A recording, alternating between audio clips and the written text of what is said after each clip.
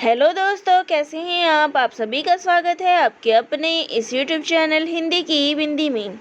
तो दोस्तों, आज हम प्रेमचंद के साथ 2 दिन जो कि बनारसी दास चतुर्वेदी के द्वारा लिखा गया साक्षात्कार है उसके ऊपर चर्चा करने वाले हैं। तो यूपीएससी के सिलेबस के अंतर्गत ये साक्षात्कार जो है वो दिया गया है। तो आज इसी विषय वस्तु पर हम चर्चा कर रहे हैं। तो चलिए शुरू करते हैं। सबसे पहले साक्षात्कार की परिभाषा तो साक्षात्कार क्या होता है? तो सामान्यतः जब 2 या 2 से अधिक व्यक्तियों द्वारा किसी विशेष उद्देश्य से आमने सामने की गई बातचीत को जो है वो साक्षात्कार कहते हैं। साक्षात्कार एक प्रकार से जो है मौखिक प्रश्नावली है, जिससे हम किसी भी व्यक्ति के विचारों और प्रतिक्रियाओं को लिखने के बजाय उसके सम्मुख रहकर बातचीत करके प्राप्त कर सकते हैं। तो इसको साक्षात्कार कहा गया है। तो यहाँ पर प्रेमचंद जी के साथ जो है बनारसी दास चतुर्वेदी जी का साक्षात्कार हुआ है। उन्होंने प्रेमचंद जी का साक्षात्कार लिया है, इसी का वर्णन है। तो साक्षात्कार विधा के बारे में विद्वानों के मत जो है वो अलग अलग है। तो कौन सा साक्षात्कार सबसे पहले लिखा गया, इस पर जो है अभी तक मत सबके अलग अलग हैं। कुछ लोग जो है पंडित बनारसी दास चतुर्वेदी से जो है मानते हैं, तो कुछ लोग चंद्रभान से इसकी शुरुआत मानते हैं, तो कुछ बनारसी दास चतुर्वेदी से। तो बनारसी दास चतुर्वेदी जी ने रत्नाकर जी से बातचीत जो शीर्षक करके साक्षात्कार सितंबर 1931 के विशाल भारत में प्रकाशित किया था। तो कुछ लोग जो है इसको पहला साक्षात्कार जो है वो मानते हैं। तो परीक्षा में जो है अधिकतर ये पूछा जाता है कि पहला कौन सा था और आखिरी कौन सा था, तो ये ज़रूर ध्यान में रखिए। तो पहला साक्षात्कार जो है ये माना गया है। इसके पश्चात प्रेमचंद जी के साथ 2 दिन शीर्षक से उनका दूसरा साक्षात्कार 1932 में विशाल भारत में ही प्रकाशित हुआ था। तो जैसे कि परीक्षा में अगर प्रेमचंद जी के साथ 2 दिन दिया गया है इस शीर्षक का, तो इसकी जो डेट है वो ज़रूर याद रखिए। इसकी जो तारीख है, तो इसकी तारीख है जनवरी 1932 विशाल भारत में। तो ये ध्यान में रखने की ज़रूरत है। हिंदी इंटरव्यू उद्भव और विकास नामक अपने शोध प्रबंध में डॉक्टर विष्णु पंकज ने हिंदी इंटरव्यू विधा का जन्म सन 1905 ईस्वी से मानते हुए चंद्रधर शर्मा गुलेरी को इसका प्रवर्तक माना है। साक्षात्कार विधा का प्रारंभ भले ही सन 1905 से माना जाए, परंतु यह सर्वविदित है कि 20वीं सदी के तीसरे दशक में इस विधा का स्वस्थ अंकुर पाया गया था और बनारसी दास चतुर्वेदी जैसे सुधि चिंतक ने ही इस विधा को पुष्पित एवं पल्लवित करने के लिए सार्थक प्रयास किया था सर्वप्रथम। तो बनारसी दास चतुर्वेदी के द्वारा लिखा गया ये दोनों चीज़ जो है आप ध्यान में रखिएगा। पहली है रत्नाकर जी से बातचीत, जो कि 1931 में विशाल भारत में प्रकाशित हुआ था, और दूसरी भी उन्हीं के साथ है प्रेमचंद जी के साथ 2 दिन, जो 1932 में विशाल भारत में प्रकाशित हुआ था। तो ये दोनों चीज़ें याद रखनी ज़रूरी है। तो चलिए अब अपने साक्षात्कार की ओर आते हैं। प्रेमचंद जी के साथ 2 दिन को पढ़ते हैं। प्रेमचंद जी की सेवा में उपस्थित होने की इच्छा बहुत दिनों से थी। यद्यपि 8 वर्ष पहले लखनऊ में एक बार उनके दर्शन किए थे, पर उस समय अधिक बातचीत करने का मौका नहीं मिला था। इन 8 वर्षों में कई बार काशी जाना हुआ था, पर प्रेमचंद जी उन दिनों काशी में नहीं थे। तो ये बात जो है वो बनारसी दास चतुर्वेदी जी कर रहे हैं, प्रेमचंद जी के बारे में बता रहे हैं। इसलिए ऊपर की चिट्ठी मिलते ही मैंने बनारस कैंट का टिकट कराया और इक्का लेकर बेनिया पार्क पहुंच ही गया। प्रेमचंद जी का मकान खुली जगह में सुंदर स्थान पर है और कलकत्ते का कोई भी हिंदी पत्रकार इस विषय में उनसे ईर्ष्या की बिना नहीं रह सकता। लखनऊ के 8 वर्ष पुराने प्रेमचंद जी और काशी के प्रेमचंद जी की रूपरेखा में कोई विशेष अंतर नहीं पड़ा। हाँ, मूंछों के बाल जरूर 53% सफ़ेद हो गए थे। तो वो बता रहे कि 8 वर्ष पहले तो वो उनसे मिले थे और 8 वर्ष बाद जो है वो उनसे लखनऊ में 8 वर्ष पहले उन्होंने उनको देखा था और उसके बाद काशी में वो आज मिल रहे हैं, लेकिन उनमें कोई विशेष जो है उनकी रूपरेखा में परिवर्तन नहीं आया है, केवल जो बाल है वो थोड़े सफ़ेद हो गए हैं। उम्र भी करीब करीब इतनी ही है। परमात्मा उन्हें शतायु करे, क्योंकि हिंदी वाले उन्हीं की बदौलत आज दूसरी भाषा वालों के सामने मूँछों पर ताव दे सकते हैं। यद्यपि इस बात में संदेह है कि प्रेमचंद जी हिंदी भाषा भाषी जनता में कभी उतने लोकप्रिय बन सकेंगे जितने कविवर मैथिली शरण जी हैं। पर प्रेमचंद जी के सिवा भारत की सीमा का उल्लंघन करने की क्षमता पर प्रेमचंद जी के अलावा भारत की सीमा की उल्लंघन करने की क्षमता रखने वाला कोई दूसरा हिंदी कलाकार इस समय हिंदी जगत में विद्यमान नहीं। लोग उनको उपन्यास सम्राट कहते हैं, पर कोई भी समझदार आदमी उनसे 2 ही मिनट बातचीत करने के बाद समझ सकता है कि प्रेमचंद जी में साम्राज्यवादिता का नामो निशान नहीं।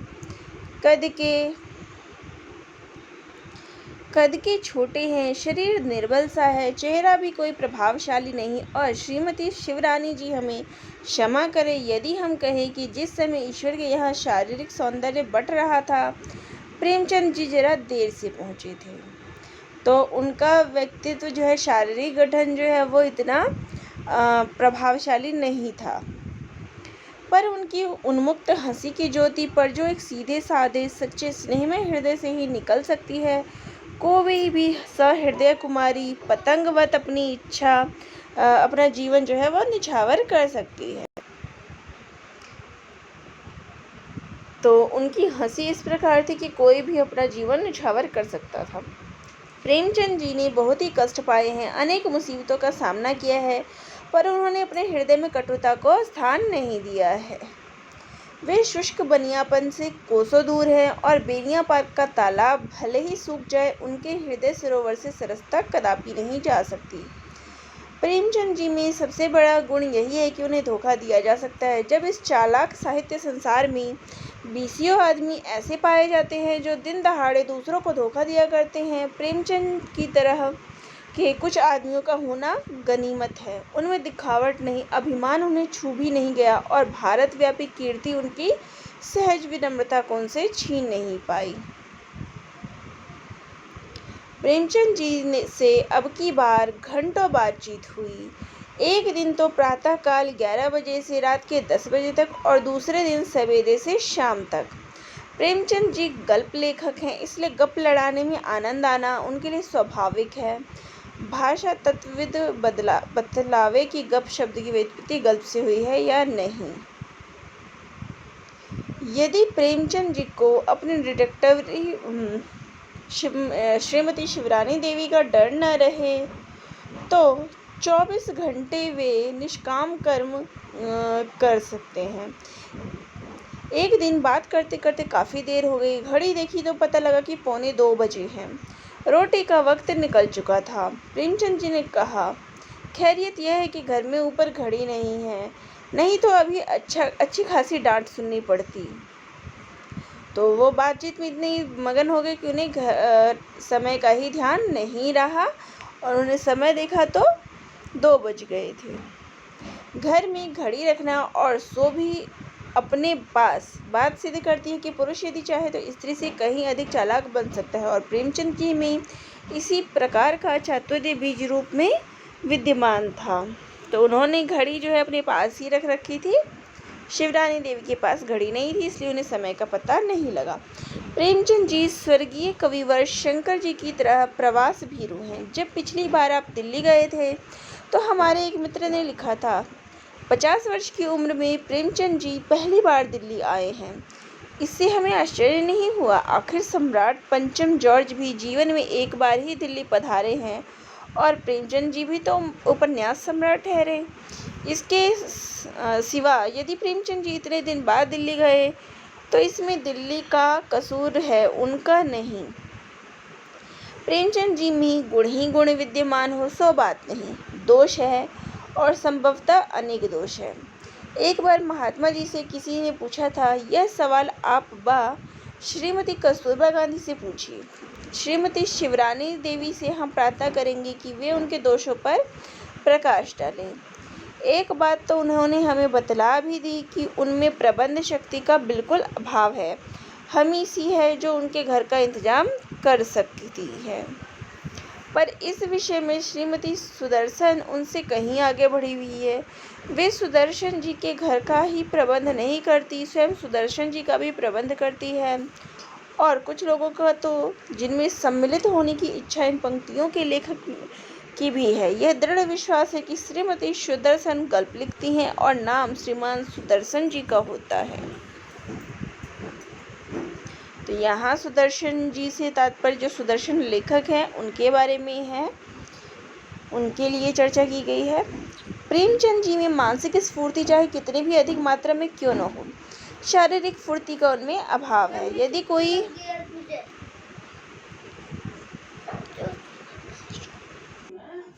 तो यहाँ जो है सुदर्शन जी और प्रेमचंद जी की तुलना की गई है कि प्रेमचंद जी में जो है फुर्ती का अभाव है। यदि कोई भला आदमी प्रेमचंद जी के साथ सुदर्शन जी को एक मकान में बंद कर दे तो सुदर्शन जी तिकड़म भिड़ाकर छत से नीचे कूद पड़ेंगे और प्रेमचंद जी वहीं बैठे रहेंगे। हाँ, यह बात दूसरी है कि प्रेमचंद जी वहाँ बैठे बैठे कोई गल्प लिख डाले तो जम के बैठ जाने में ही प्रेमचंद जी की शक्ति और निर्बलता का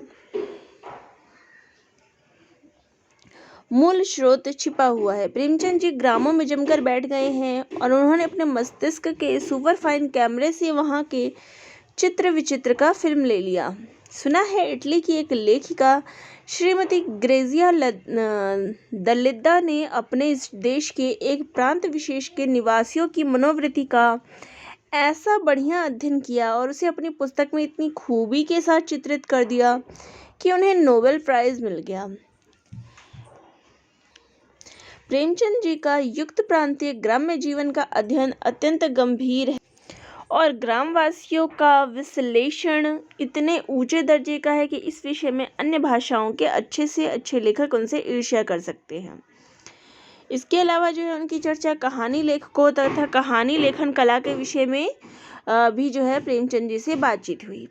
उनसे पूछने के लिए मैं कुछ सवाल लेकर आया था। तो बनारसी दास जी जो है कुछ सवाल लिख के लाए थे। पहला सवाल यह था कि कहानी लेखन कला के विषय में क्या बतलाऊं। हम कहानी लिखते हैं, दूसरे लोग पढ़ते हैं, दूसरे लिखते हैं, हम पढ़ते हैं, और क्या कहूँ। इतना कहकर खिलखिलाकर हंस पड़े और मेरा प्रश्न धारा प्रवाह अट्ठहास में विलीन हो गया। दरअसल बात यह थी कि प्रेमचंद जी की सम्मिलित में वे सवाल ऐसे थे जिन पर अलग अलग निबंध लिखे जा सकते थे। तो चलिए अब कुछ प्रश्नों को देखते हैं जो बनारसी दास जी ने प्रेमचंद जी से किया था। हिंदी कहानी लेखन की वर्तमान प्रगति कैसी है, क्या वह स्वस्थ तथा उन्नतिशील मार्ग पर है। तो प्रेमचंद जी का आंसर था प्रगतिशील, बहुत अच्छी है। यह सवाल ऐसा नहीं कि इसका जवाब ऑफ हैंड में दिया जा सके। नवयुवक कहानी लेखकों में सबसे अधिक होनहार कौन है।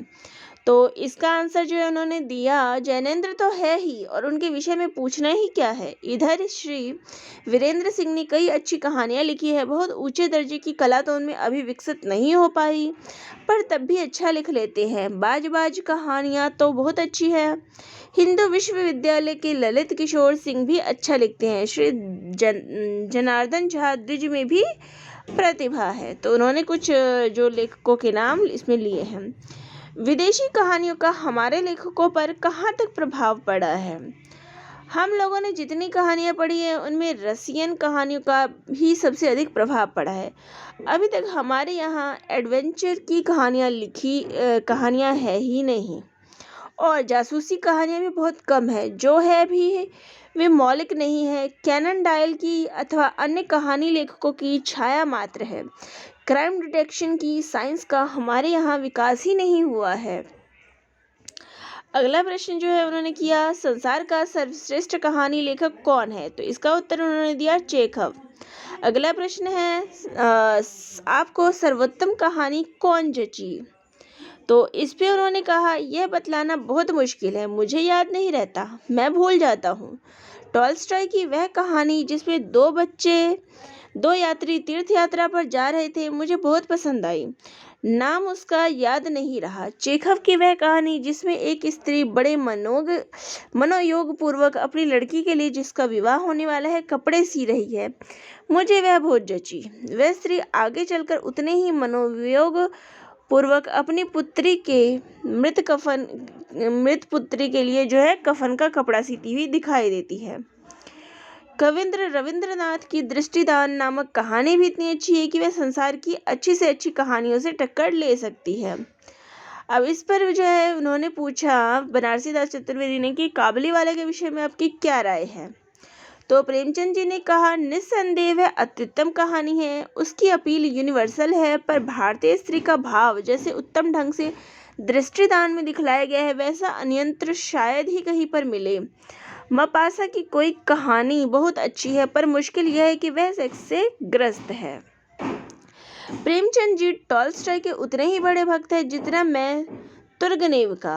उन्होंने सिफारिश की कि टॉल्स्टॉय की अन्ना कैरेनिना और वार एंड पीस शीर्षक पढ़ो, पर प्रेमचंद जी की एक बात से मेरे हिये को एक बड़ा धक्का लगा जब उन्होंने कहा टॉल्स्टॉय के मुकाबले में तुर्गनेव अत्यंत शुद्ध है। तो मेरे मन में यह भावना उत्पन्न हुई कि बिना न रही कि प्रेमचंद जी उच्च कोटि के आलोचक नहीं, संसार के श्रेष्ठ आलोचकों की सम्मति में कला की दृष्टि से तुर्गनेव 19वीं शताब्दी का सर्वोत्तम कलाकार था। मैंने प्रेमचंद जी से यही निवेदन किया कि तुर्गनेव को एक बार फिर पढ़िए। तो प्रेमचंद जो है टॉल्स्टॉय को सर्वश्रेष्ठ मानते थे और जो बनारसी दास थे वो तुर्गनेव को। प्रेमचंद जी के सत्संग में एक अजीब आकर्षण है। उनका घर एक निष्कपट आडंबर शून्य गृहस्थ का घर है, और यद्यपि प्रेमचंद जी काफ़ी प्रगतिशील है, समय के साथ बराबर चल रहे हैं, फिर भी उनकी सरलता तथा विवेकशीलता ने उनका गृह जीवन के सौंदर्य को अक्षुण्ण तथा अविचलित बनाए रखा है। उनके साथ व्यतीत हुए 2 दिन जीवन के चिरस्मरणीय दिनों में रहेंगे। तो ये जो है जनवरी 1932 में लिखी गई है। तो इसकी समय जो है वो ज़रूर ध्यान में रखिए। तो समय इसका जनवरी 1932 विशाल भारत में ये लिखा गया है। तो प्रेमचंद जी के साथ उनके हुए वार्तालाप में उन्होंने किस प्रकार से अनुभव जो प्राप्त किए उसी का वर्णन हमें इसमें देखने को मिलता है। तो आप सभी को कैसा लगा ज़रूर लिखिएगा। चैनल पे नए हैं तो चैनल को ज़रूर सब्सक्राइब करिएगा। और अब जो यूपीएससी के ही सिलेबस वगैरह की हम बातचीत करते रहेंगे, इसी पर आगे टॉपिक भी आपको करवाए जाएंगे। प्रश्न उत्तरों की भी जो है चर्चा की जाएगी। जितने प्रश्न उत्तर हैं वो सारे करवाए जाएंगे हर टॉपिक से। तो आपको ये वीडियो कैसा लगा ज़रूर लिखिएगा। कोई कमी हो तो वो भी ज़रूर बताइएगा। तो दोस्तों आप सभी का बहुत बहुत धन्यवाद।